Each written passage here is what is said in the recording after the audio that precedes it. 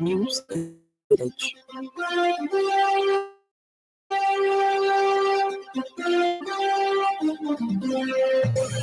Good afternoon. This is the 5FM Radio Main News. The headlines.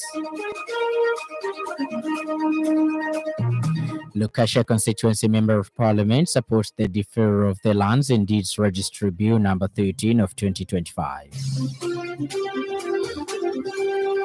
Government affirms commitment to addressing food and nutrition security. And dozens killed seeking food in Gaza hospital, says as U.S. envoy arrives in Israel. This bulletin is also live on our Facebook page, 5FM Radio Zambia, and our YouTube channel, 5FM Radio Zambia. With the details, my name is Lance Sannie.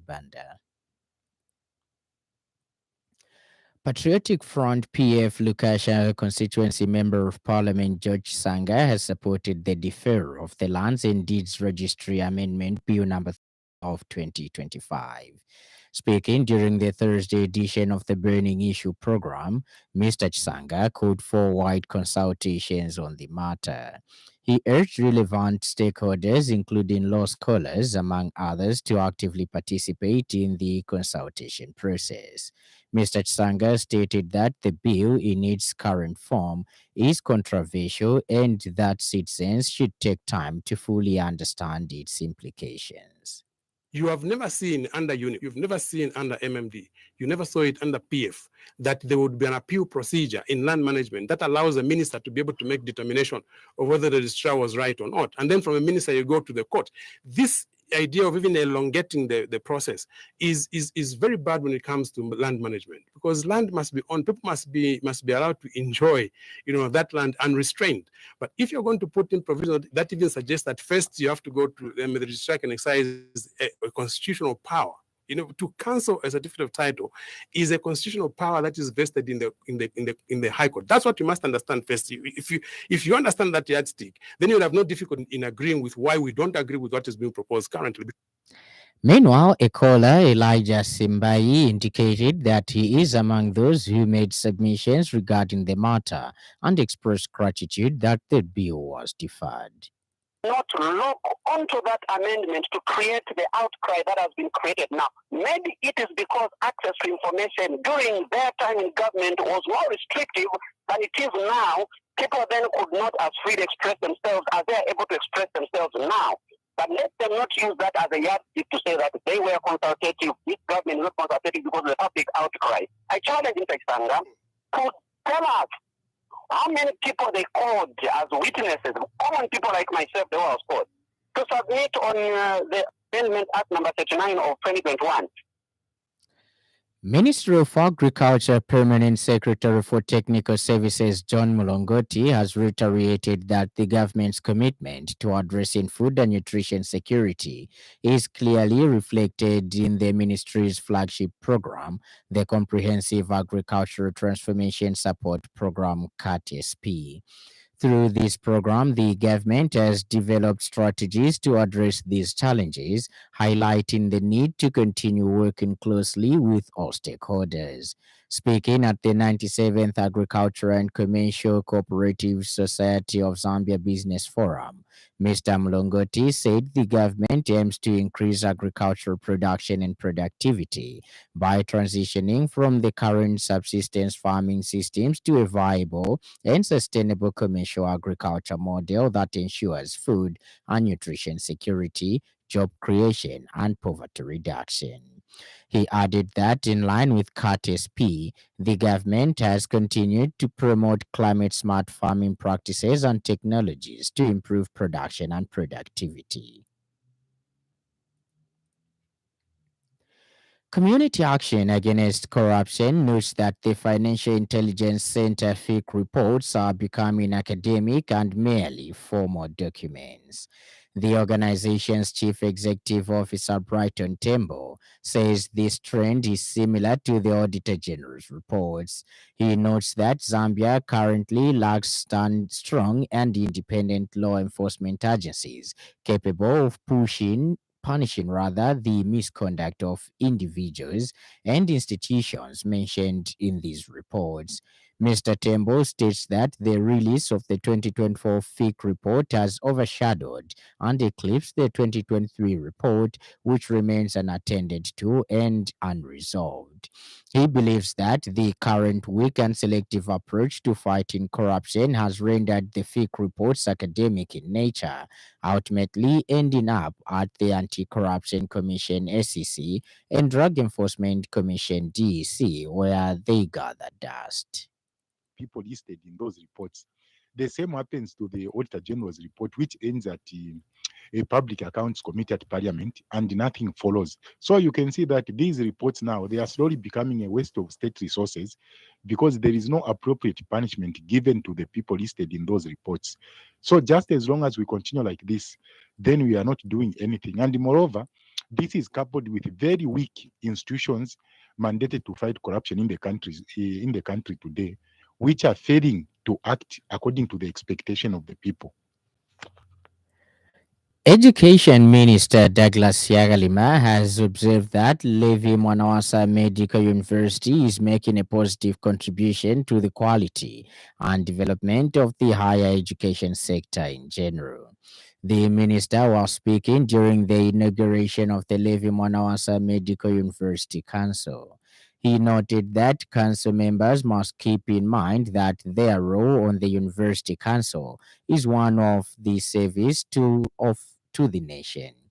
Mr. Siagalima emphasized that as members of a specialized higher education institution, the council must understand what it takes to train and graduate professionals in specific fields in order to remain relevant to the university and contribute meaningfully to the development of competent graduates. And in other news trending this afternoon,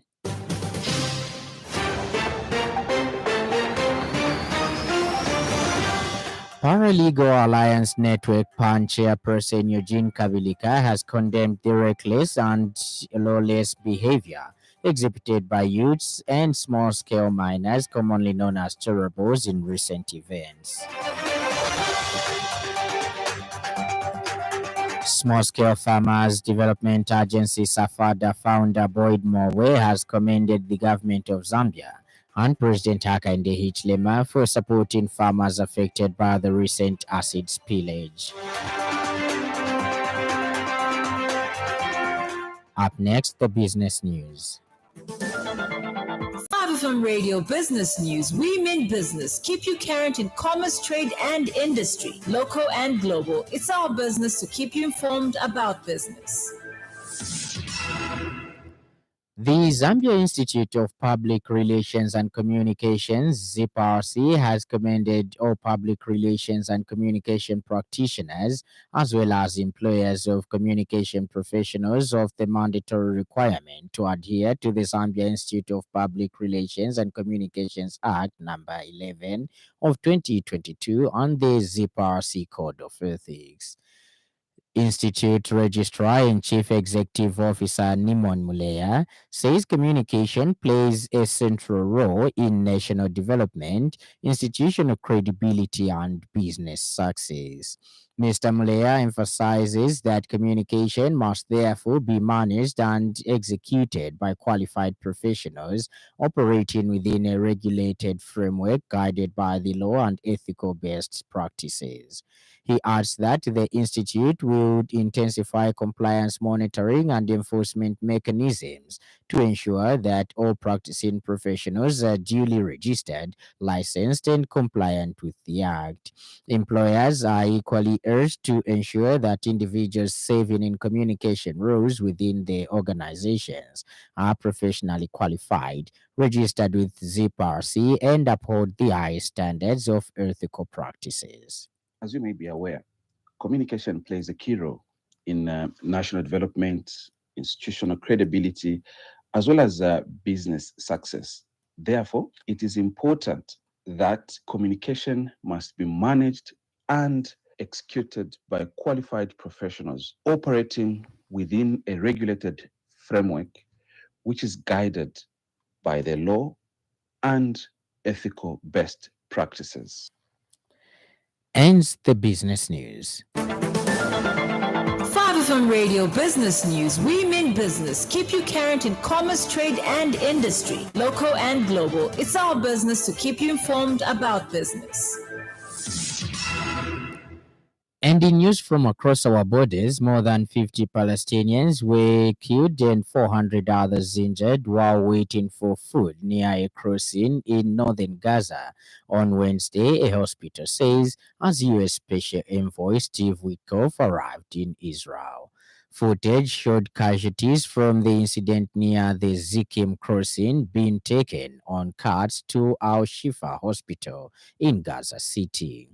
Gaza's Hamas-run civil defense agency said Israeli forces fired at the crowds gathered around aid lorries. The Israeli military said troops fired warning shots, but that it was not aware of any casualties. For more, here's a roundup from the BBC. Ukraine's parliament has approved a bill to restore the independence of two key anti-corruption agencies. This reverses a law introduced just last week when President Zelensky brought the agencies under political control. Washington's key envoy, Steve Witkoff, is due to meet with the Israeli Prime Minister, Benjamin Netanyahu, in the coming hours as international outrage grows over the dire humanitarian situation in Gaza. A UN-backed monitoring group has warned that famine is unfolding there. Myanmar's military government has declared an end to a state of emergency put in place 4.5 years ago when it ousted Aung San Suu Kyi's elected government. And in sports news, the Zambia Futsal national team wrapped up their Continental Futsal Championship 2025 campaign with a narrow 3-2 loss to Australia in a fiercely contested Group B encounter played at the Central Stadium Gym in Nonthaburi Province, Thailand. James Mueller emerged as the standout performer for the team, scoring both goals to keep the contest alive until the final. Despite Mueller's heroics, Australia capitalized on their chances to edge the match and seal the win. The result means Zambia end their Group B journey without a win, following earlier defeats to Belarus 4-0 and Saudi Arabia 5-4. However, the tournament provided valuable experience for the team, who displayed with each match. Group B featured a competitive lineup of Zambia, Australia, Belarus, and Saudi Arabia, with the top two teams progressing to the semi-finals. And now, the weather.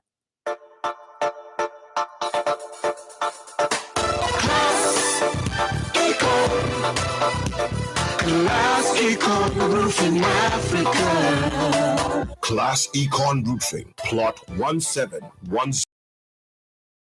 150 meters from Mumbwa Road, Chineka Industrial Area, Lusaka. Class Econ Roofing. Class plus economy. Class Econ. Class Econ Roofing Africa. Class Econ.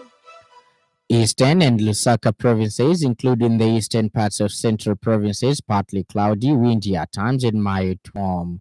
Maximum temperature is ranging from 20 degrees Celsius to 26 degrees Celsius. The evening will be windy at times and mild to cool with few clouds. Muchinga, northern, Luapula, Copperbelt, northwestern, western, and southern provinces, including the western parts of central provinces. Mainly sunny, windy at times, and warm. Maximum temperature is ranging from 22 degrees to 30 degrees Celsius. The evening will be mainly clear, windy at times, and mild to cool. Ends our weather report, and that item brings us to the end of the news part. Before we go, a recap of the stories that made headlines.